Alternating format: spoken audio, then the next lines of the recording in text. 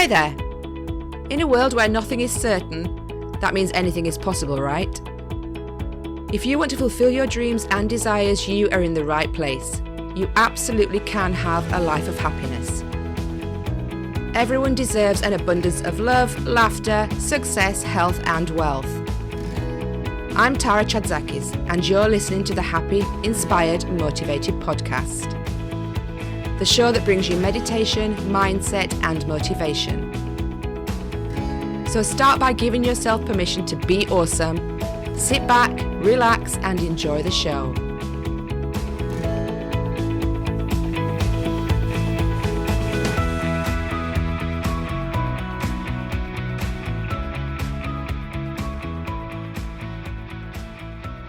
Hi, and welcome to this episode of Happy, Inspired, Motivated.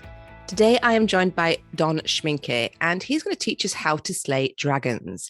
But before I get into the episode, I just want to remind you about the Awaken workshop that's going to be on the 3rd of January. Now, I've already had some amazing ladies sign up to join me on the workshop. I'm so excited to get this going.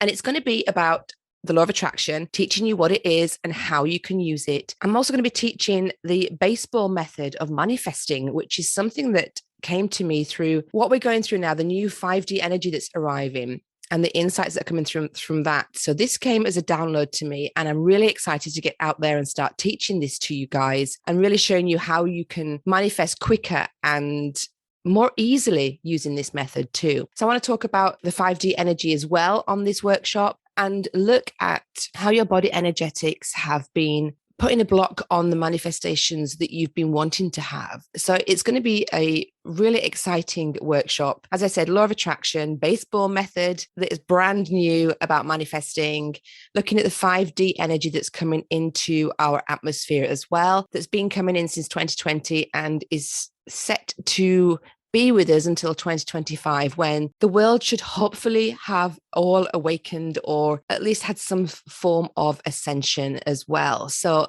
I just wanted to let you know that the price that I've got, the special price, is on until the 24th of December, and then it's going up to a new price. So if you're interested in joining me, and the ladies who have already signed up to come on the workshop with me, make sure you take advantage of the special offer price.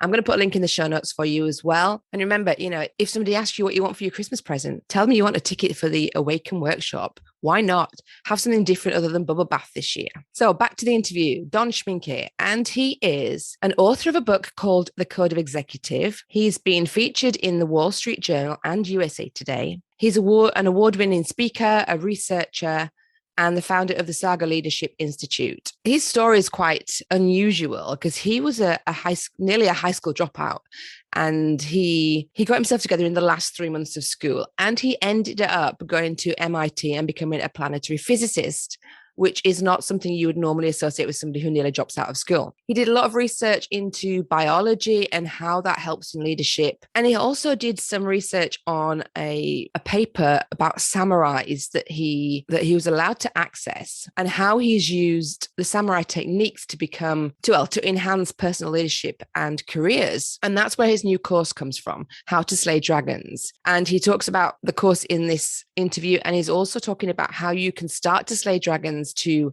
step into your best life and become a leader in your life, letting things die, having that mindset of letting things die, which you'll understand more as you go through the episode, and also letting go. And instead of learning how to live, he says to learn how to die. So it's really interesting. I can't wait to share his insights and information with you. So without further ado, let me introduce Don to you.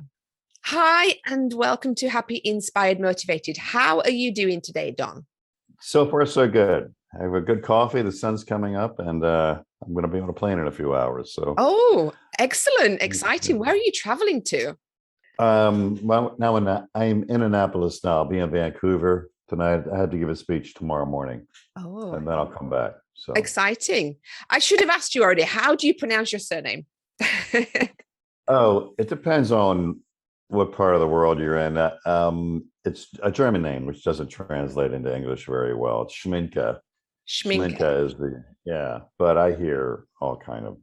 Well, that's how I pronounced it to myself, so I wasn't doing too bad. Because sometimes I didn't know whether the end of it was you said that, but yeah, great. So Don Schmincke, that's perfect. So, Don, welcome to our show today. Can you tell us a little bit about what got you to where you are in your business today? So what was your journey to get to this stage? Well, it was unpredictable. How far back do you want me to go? Preferably not birth, but the key moments. I kind of almost dropped out of high school. I was a little bit of a rebel, I guess, and until the police told me I'd have to repeat my senior year, and I said, wow, that much of a rebel, eh?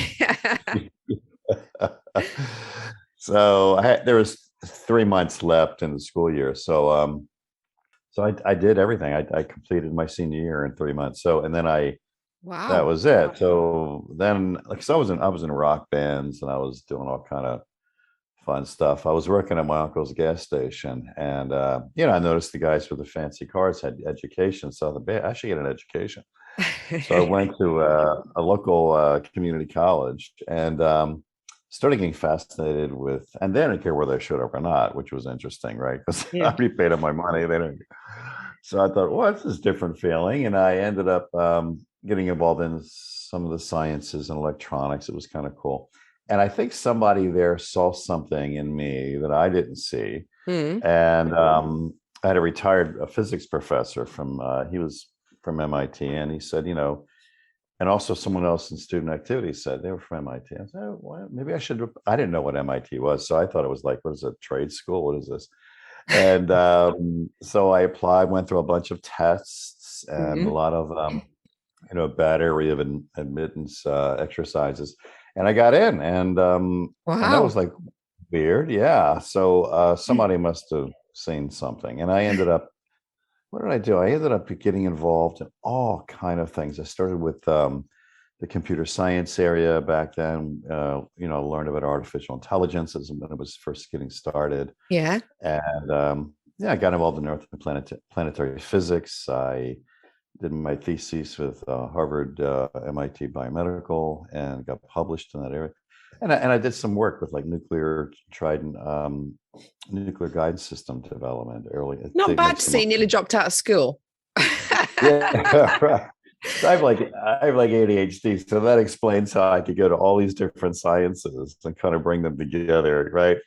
And that's what happened. So when I left, I went to Hopkins for my graduate work because I got fascinated with humans. So I focused on that, and then I started teaching there, and I ran into a lot of executives that were frustrated with management theory and its implementation. So I started looking at the scholarly articles on management theory failure rates, and today there's like over 4 million hits. So there was a lot going on. I mean, we have like 20 best-selling business books, but there's 4 million papers on why it doesn't work. It's crazy. So I started researching that. I had some executives say, well, look, you're a geek, you're a scientist. Could this be biological? So I began putting together and affiliating myself with some anthropologists and archaeologists and evolutionary geneticists and all that. So that's where it started happening. It's fascinating. I started figuring it out. Yeah. So I just figured it out, and I started testing it with a bunch. So today I train about 700 CEOs a year in how to do this work. And I'm starting to get some online courses going. So it's kind of cool. And I'm trying to get more into the general public as well, because I've been doing CEO counseling for the past 20 years. And a lot of people were like, wow, my kids could use this, or I could use this, or, so that's what I'm looking at doing.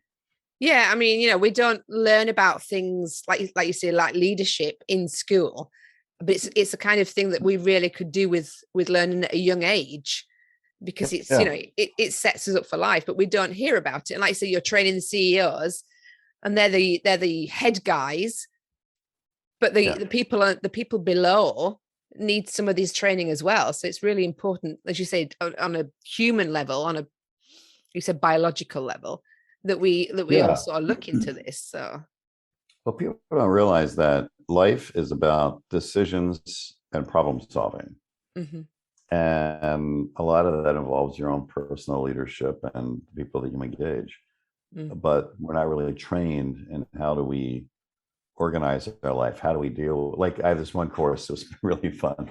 I was developing it with someone and they were like, it was based on samurai. My first work was done with Oxford University's permission to use this ancient manuscript that was used to train samurai managers. And that was my first book back in the 90s. And so I was going to do this samurai training thing on how to become samurai for people.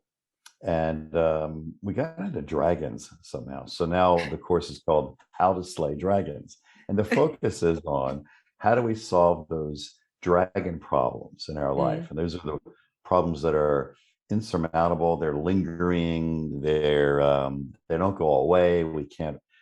Previous fixes have not worked. And what do we do with these problems in life? And it could be like, a bad marriage or a dead-end job or something with the kids, who knows, but it's these problems. And so I wrote this, it was fun. So we're in beta testing now on this, but I began to realize a lot of what I was teaching CEOs is applicable to life problems and life decisions. And we should bring the sciences into that more. People just loved it. So I'm like, okay, great. Yeah, I mean, like, everyone, we say the word dragon, so, and your course was how to slay dragons, but everyone has their own version of what a dragon is. What could be a massive mountain for me to climb could be something insignificant to somebody else. So it's, dragons is a broad term that could be massive or small, depending on where you're starting and what your mindset is, really, I suppose, going forward, isn't it? Yeah. And early in the course, when we look at it, it's a matter of you have to define what your dragon problem is. It's not a normal problem like, well, how do I get the kids to school today? Or, I'm loaded at work or something. This is a different type of problem. These are these chronic problems that literally pull our life into the cave where it's just scary and we don't know what to do about it and we lose sleep. And by applying these techniques, it seems to provide another way. So these the techniques still that you were talking about, the samurai techniques that you read in the paper. Is that what slaying the dragons is about, being a samurai to slay them? Yeah, we do. Yes, in the course, I realized that a lot of what we were teaching CEOs and executive teams around how to achieve higher levels of bravery and honor, because it was about execution. And in a business sense, it's how do we execute strategy faster? How do we lead more decisively? How do we make this happen? And so a lot of these techniques helped grow companies faster, 2, 3, sometimes 10 times faster than what they were doing. But when I apply them to people's personal lives, the same kind of results can occur, not necessarily from execution speed, but about handling life's problems. And so we began to shift the samurai work into that because they seemed to be the community that knew how to unhook the fear. Because when you look at these dragon problems in our lives, the reason they're there is because the dragon is chained to something, and it's chained to what we're chained to. We're attached to something. And until we learn how to die, we cannot break that chain, that attachment. And that's where the samurai piece comes in, because their training began with death. And if we learn how to die properly, we can let go, we can detach from these things we're attached to that's causing us such suffering. And it's almost Buddhist in a way. And I found it to be a fascinating process. And when we began applying it, the results were remarkable. So that's sort of the journey I think everyone's on at some point. When you have a dragon problem, that dragon's attached to something, and you're going to have to achieve bravery to be able to slay it. And slaying it is really killing the attachment, breaking the chain of the attachment that you have. And once that's done, then you have freedom.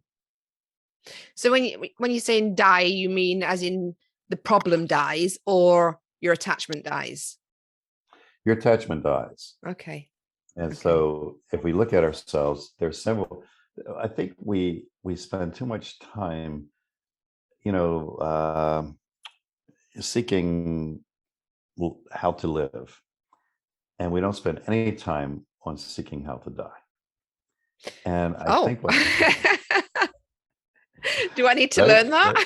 the total is totally a different way of looking at it, and I think that causes a lot of our life problems, is because we feel pain and suffering because we don't, we life isn't going the way we want, our expectations aren't being met, or we're suffering with these lingering issues, when at the end it's like, geez, if we could learn how to slay those dragons, to let them die, then maybe we can have more freedom. For instance, like, we started naming these dragons, and I picked kind of like 5 that were common in psychotherapy and psychiatric models, like control.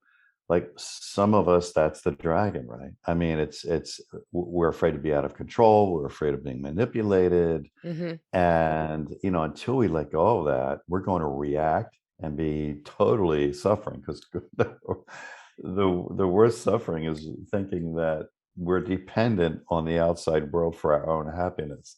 And we have to control it to be happy. It's like, wow, that's a suffering life. Or there's dragons of risk. We're afraid to take risks. Or there's dragons of discomfort. We don't want to be uncomfortable. And so these are all kind of reactions that we have. Abandonment. Sometimes people are stuck on relationships because they're afraid to be abandoned. But we let that part of ourselves die. There's total freedom to move on to the next level. And so, and a lot of this is ancient. I mean, a lot of this is, ancient Buddhism. A lot of it's ancient psychotherapy. This has been around a while, but we don't, like I say, we spend so much time on, hey, I've got to live right. We don't spend any time on dying. Like, what part of me has to die to allow me to move forward? It's letting go. It's letting go of the, like you say, the attachment to something, isn't it? And I think control is probably one of the biggest ones for most people, isn't it? They don't want to be out of control. They don't want to have a lack of control over things around them. But that's when if they're holding on to that, then they're missing out on so much opportunity. That with the freedom that they come from slaying that dragon, that they can experience that instead, and that's life-changing, isn't it? That's a good example. And so when I started applying this stuff in this manner, it was, people were getting a lot out of it. But a lot of it is based in our nature as a species, who we are as an entity, as a biological entity. So when I did a lot of work at Hopkins, we were able to bring in some of the neurology. Why does this work? Why did the samurai death unhook the ego? And why is the ego there? And then we find out it's there for genetic warfare. So selfishness is the best strategy for genetic warfare. So in a sense, the human journey is overcoming the biological selfishness that has allowed us to survive as a species. And that's the freedom journey, right? That's the slaying of the dragon. I mean, we're encouraged in society to be selfish. I mean, like, when you look at little things like adverts, they're you see an advert of somebody eating something, for example, and they're keeping it for themselves. They don't want to share. And it's all about me. And that's promoted in society, isn't it? Being a singular, standalone being that's not connected to anybody else around them. So whatever I do affects me, but doesn't affect anybody else. And people don't realize the effect that they have energetically with other people. And it's so predictable. I mean, selfishness is a good thing when it comes to genetic warfare, because selfish animals stay alive longer. Unselfish animals die early, but staying alive is important for replicating our data. So that's why animals are selfish, and so are we, right? Because we stay alive longer. I don't want to share my food, right? Unless I have enough, because I need to live, not you. Because if I live, I get to replicate. If I get to replicate, I'm winning the genetic warfare. So it's part of a biological design. So it's not like we're making it up. and we're promoting it. I think it's just a reflection of who we are as a species, Mm. like many, many other species. Yeah. And like when I'm doing my lectures, I usually ask audiences, well, how many of you have kids, right? And like most of the audience raises their hands, and I'm like, oh, look, see, you've committed genetic warfare already. But, and I say, what's your child like at 2 years old, 3 years old? And there is, oh, selfish, it's about me and mine and I. I'm like, yeah, did you train them to do that? It's like, no, we didn't train them. I said, nature did. Mm. Selfish children have higher survival rates. Yeah. So a lot of this is not something we made up, it's something that's part of who we are. And the journey to higher forms of enlightenment, higher forms of bravery and honor is really overriding that program we have, that selfish programming. And that's where I've discovered so much from the samurai and in this dragon course, was because, hey, there is a way out of this. Mm. We can be selfish and die selfish, and that's how we're designed. Fine. But there's other options that could be more fulfilling. Yeah, I mean, I use selfish quite a lot in my work with my clients, and I promote selfishness, as in the fact that I think a lot of people, especially mums or parents, we put our children first, we make them a priority, and that's survival for them, isn't it? But we tend to forget what we want. We tend to forget our dreams. We tend to forget that we have a right to be happy as well. So I think, I mean, the selfishness, you're talking about survival is different, but you've got to be selfish to a certain degree to give more to other people as well. Because the more filled up you are from living your dreams, for example, the more you can give other people, which is selfless. Yeah, it is interesting. I did a lot of mountain climbing back in the day, and in fact, my latest book was High Altitude Leadership, and in that, we began to explore this with my co-author, Chris Warner, who's probably one of the top rescue climbers. And I was climbing with him in the Andes, and when I got to about 20,000 feet, I was amazed as to what a great laboratory this would be to study who we are. Mm-hmm. Because when we get into like death zone environments, which are like above 8,000 meters, you don't really care about motivational speakers and philosophy. No. You just want to survive. Yeah. And so we wrote the book live when he was doing K2. And it was interesting what we found. We as humans are predisposed to selfishness. And yet there's more power if we can override that for a greater cause. And that's how civilization occurs. Yeah.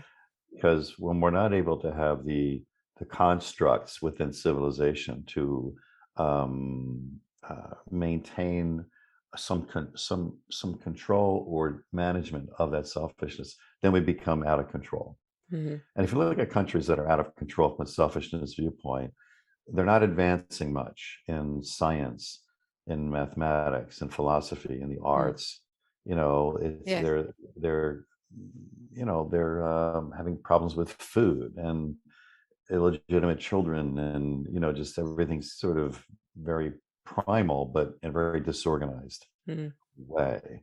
So I think civilization requires us to slay the dragons and have something beyond our selfishness, because the ego, it's there for a reason. But if you want to have civilization, maybe not enough. Yeah, the ego, bless it, is there to protect us, isn't it? It's to keep us safe, choosing our survival instincts and stuff. I was watching a documentary the other day. I can't even remember what it was called, but it was a guy who was from Nepal, and he wanted to climb 14 of the highest mountains in 7 months. And he did it as well on this documentary, and it was amazing. But it was a lot of survival instincts, but also through that he was helping other people along the way as well, and he was raising them up with him. So it was really great to watch. But I mean, I've never climbed a mountain. I've climbed a hill, but that's probably my lot. But like you're saying about when you get to a certain level, the oxygen's so thin, and you need like oxygen masks and things like that, and you like I say, you don't think about anything else but pure survival when you're up there. It's all about yourself, isn't it? And make sure you can come back alive, which is maybe that's a scary thing that everybody should do. Puts things in perspective, doesn't it, when you're in that kind of situation? Yeah. That hopefully you come out safely. So yeah. So your latest course is How to Slay Dragons, and you also promote through the work of that from your book as well. So they're combined, I'm guessing, the two together.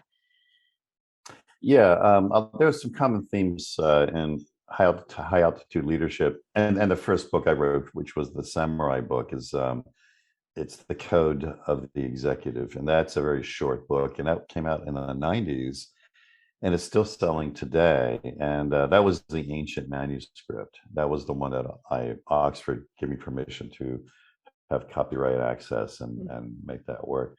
So a lot of what we're doing is building on those early days of looking at these ancient philosophies, these ancient patterns and methods that produced great leadership or great lives, and say, okay, scientifically, why? Why did that happen? And so this is where we brought in a lot of the neurological and psychiatric work. So if my listeners want to learn more about slaying the dragons, so you said that you have been working primarily with CEOs, but you're bringing the course How to Slay Dragons is aimed more for the general public, and you're moving into that realm now. So how can they find out more about that, and what kind of, or how to get started slaying their dragons? Well, now I've got my main website, which I'm trying to, I think, use as because I've got so many projects going on. Because eventually, I think we're going to have, a .com for this. But SAGA Leadership, we stole that from the Vikings. SAGA, the Saga. SAGAleadership.com is probably my main home site, and in there, I'm going to have a couple of sections. One for executives who want to apply to business, and one for personal life journeys. And that'll help move people to where a lot of this work is, because we're going to be adding more and more as we go. I really enjoy now using the media, because during COVID, I got stuck at my home. Yeah. So I created a studio and started learning how to do the stuff that you do, online work. Wow. And why not? You've learned so much, and you can learn it really quickly as well, by the sounds of it. So I'm sure you're doing really well with it. That's pretty cool. So would you say that you're moving more, or do you find it more fascinating working with the general public than CEOs? Are we more of a challenge, do you think? It's interesting. I like to teach. So like my purpose in life is to learn and to teach. And so as a form of teaching, which could include publishing, it could online media or live events, I think it's a lot of fun to work with the general public, because I can bring different aspects into it, which I do in my business work too. So we do a lot of strategic planning retreats with companies, and a lot of executive team development work at Culture Change. And I bring a lot into that. But for the general public, it's more of a tapestry. You know what I mean? There's so many things in an audience of the general public than there is with, just business. Because in business, you're focused on producing a strategic result at some point. Whereas personal life can be anything. I could have a room full of artists, doctors, and students, and like that. So I find it a lot more fun. Yeah, so I mean, it's more not exciting, but I suppose CEOs have got very similar problems or similar things, dragons that they want to slay, even though they're all personal to them. But you get a group of people, and they're all different, and they all have different backgrounds and different futures and different expertise, and that's exciting to me, because it's like people are just so fascinating, and when you're dealing with their personal lives rather than their business, I think there's so much beauty that comes out of helping people like that. And when it's like you say, when you help them with their life, their business automatically benefits from that as well, because what's going on in their personal life shows up in their work as well. Yeah, absolutely. Mm. And it's more scalable too for me and for you. I mean, if we didn't have the media like this, I'd be having to do live events, but then you're limited to, 100 people Yeah. or more, or a small group. Whereas with this, you can hit thousands of people. And I like it. Yeah. I'm having a lot of fun teaching in this modality. It's great to make such a big impact, isn't it? When we can literally impact people worldwide from our home, and that's just phenomenal. It's Yeah. it is pretty amazing when you think, like, it's like you say, normally it would be live events, and if people can't get there and all these things, and especially now Right. with travel restrictions and stuff, but yeah, it's just it's so easy to be able to reach people, and you can reach them in their homes, and they can, especially like with podcasts, they can listen to you while they're cooking or cleaning or going for a walk, or it's absorbing education without actually having to make time for it, which is so Yeah. amazing, isn't it? It's great. Yeah. Hmm. It's a different world. So is your course it's not a live course then? Is that what you're saying? Is that people can access it at their own pace? Yeah. Yeah. The courses that I'm doing now are Mm-hmm. 5 or 6 weeks long. Yeah. And so it's like a module per week. Mm-hmm. And I find that to keep people's attention, I'm using more cinematic filming. So it's not like, a PowerPoint voiceover, but special effects and a flow. And then, of course, there's homework and downloads and things. But it's maybe I try to keep the videos 5 minutes.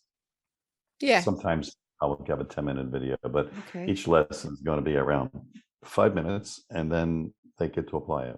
Mm. And you can do a lot with that kind of. I think people are busy; they don't have time to sit down and listen to hours, of No. something. But if you break it up into these micro courses, it's a lot more fun, more entertaining, but also they learn a lot more. And so that's what I'm doing. And we're also starting to look at cohort groups. I'm not familiar with that, but there's a new educational modality where the course is not just the course, but we'll set up like group coaching, like on a Zoom, like Yeah, this. yeah. Yeah. But we can have 50 or so people that are part of a cohort, and then we'll get together, we'll process the homework, we'll give feedback to each other, and it's sort of community. So it's more of a Yeah. community learning experience. So we're starting to experiment with that. In fact, I'm going to be Mm. releasing something as a test to my database, maybe today when I'm on the plane. Mm-hmm. And so I'm really excited about these new forms of teaching. That's really cool. Yeah, I mean, the implementation part is really key, because obviously, you can learn all the best theory, but if you don't actually put it into action, then it doesn't really benefit you. But the community Yeah. is great, because you learn and you share your experiences, and somebody else is like, oh my God, that resonates with me, and I'm going through that, I hadn't realized it.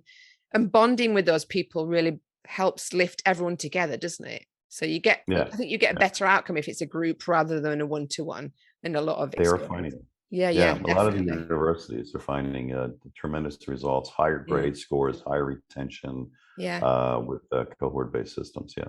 Awesome. Great. So if my audience want to get in touch with you, is the best place your website, or is it a social media platform that you prefer to be people to contact you with or connect with you?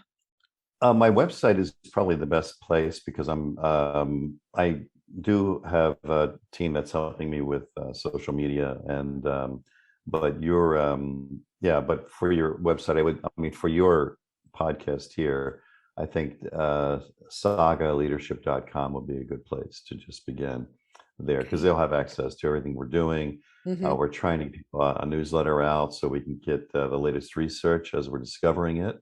And then Excellent. for people that want to do more courses, we want to provide that teaching opportunity as well. So it's exciting going into 2022. Everything's going to be new, and there's lots of new things coming up. What are your big goals for 2022? I want to complete a couple of books that have been A couple of books. Yeah, I actually have a couple of books written already, and but we just have to get into publishing. And I'm really working with some really interesting people that are helping me expand where I'm going. So I'm loving that. Working with George Stalk, who just published a Harvard Business Review paper on disruption in industry. We're looking at doing some podcasts around that, and Cy Wakeman. I don't know if you've read any of Cy's books. She's done some fabulous stuff in reality-based leadership, and she came out of the healthcare community and understanding social work, and started applying it in business in a way that was really profound. So I'm having a lot of fun hanging around with great minds. And so next year, I think we're going to do, more podcasting, more publishing, more courses. Yeah. Perfect. How about you? What are you going to do in 2022? Oh, what am I going to do in 2022? My keywords are growth and wealth. So growth and wealth in my business, my health, my relationships, and to lead a fuller life and give more. The more I learn, the more I teach, the more I learn. Every time I teach something, I'm like, oh, and I get an insight myself from that. It's crazy. It's just, it comes out of your mouth. You're like, actually, maybe I'm not doing that myself. So that's really great. So yeah, growth definitely for me. And it's going to be exciting. The new energies that are coming in, I'm really looking forward to, the next 12 months. So great. Excellent. Well, good luck with that. Thank you. You too. Me on your show. It's been a real pleasure. I will definitely put the sagaleadership.com in the show notes. And if my audience want to get in touch with you, they can find you on there. Perfect. Wonderful. Thanks. Thank you.